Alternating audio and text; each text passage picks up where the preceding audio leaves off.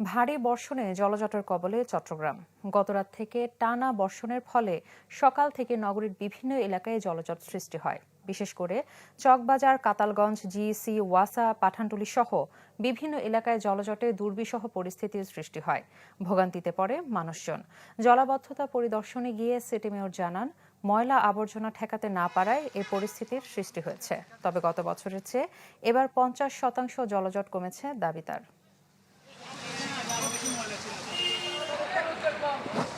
চকবাজার, দেওয়ানবাজার, এই যে ওয়াসার মোড়, এগুলোতে সবসময় বৃষ্টির পানি হয়ে থাকে। কষ্ট মানে আর বলার মতো নয়। আমি এত ফুটটুকু পানি আর দেখি নাই, যা দেখছিলাম এখন। আমি তো এই রোড আজকে প্রায় 6 বছর মতন, এটা আমার দোকান, ওই মানে কি টিলারিং শপ। এখানে অনেক দিন আসলাম, এরকম পানি দেখি। আমাদের এই এরিয়াগুলো একটু ডাউন সাইড পড়ে, কুলসিয়াগুলো উঁচু, তো এখানে হালকা বৃষ্টিপাত হলে পানি জমে যায়। আমাদের কষ্ট মানে পানির জন্য আমরা ওদিকে যাইতে পারতেছি না, আপনি করতে পারতেছি না, মানুষে বেশি ইয়ে করতেছে।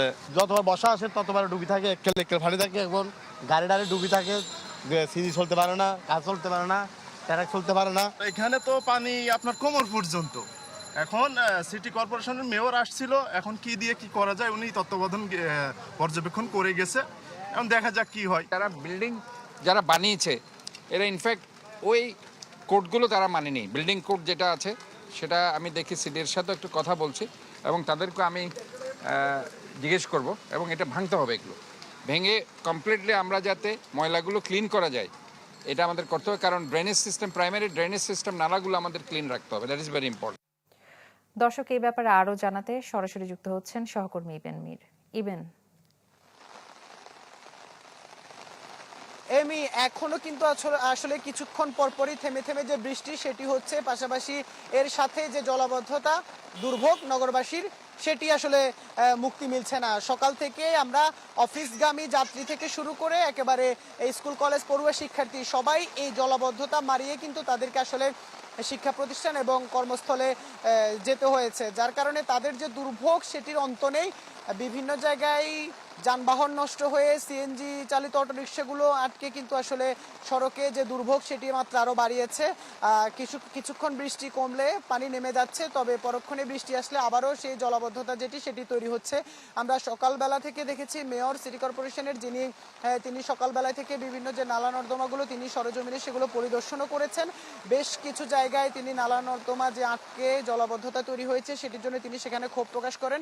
যত্রতত্র নালা নর্দমাগুলো নিয়ম কোড অফ যে বিল্ডিং নির্মাণের যে কোড অফ কন্ডাক্ট সেগুলো কিন্তু আসলে মানা হয়নি, যার কারণে তিনি সেখানে বলছেন যে আসলে কিছু জায়গা ভেঙে এই নালা নর্দমাগুলো পরিষ্কার করার কথা বলছেন। আমি আছি এই মুহূর্তে আগ্রাবাদ মোড়ে, যেখানে কিন্তু সকালবেলা থেকে কিন্তু যে জলাবদ্ধতা সেটির কবলে পড়েছেন। এখানে অফিসগামী, যেহেতু অফিস এলাকা, অফিসগামী মানুষজন তারা যে দুর্ভোগ পার হয়ে কিন্তু তাদেরকে তাদের যে কাজ সেগুলো সেরে নিতে হচ্ছে।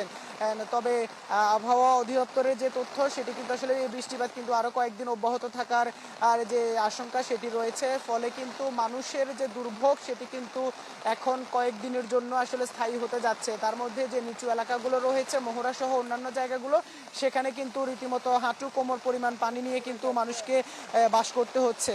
আর যে জলাবদ্ধতা প্রকল্পের যে খালগুলো, বৃষ্টির উপরে খাল রয়েছে, সেই খালগুলোর আসলে যতক্ষণ না পর্যন্ত কাজ শেষ হবে ততক্ষণ পর্যন্ত কিন্তু এই জলাবদ্ধতা থেকে মুক্তির কোনো উপায় নেই। তবে জলাবদ্ধতা প্রকল্প কাজ শেষ হলেও যে একেবারে জলাবদ্ধতা থেকে মুক্তি মিলবে সেটিরও কিন্তু আসলে কোনো সুনির্দিষ্ট আশ্বাস সেটি মিলছে না, যেহেতু জোয়ারের সময় পানিতে আসলে ইবেন, আপনাকে ধন্যবাদ। দর্শক, ভারী বর্ষণে চট্টগ্রাম নগরীর জলাবদ্ধতা নিয়ে জানাচ্ছিলেন সহকর্মী ইবেন মীর।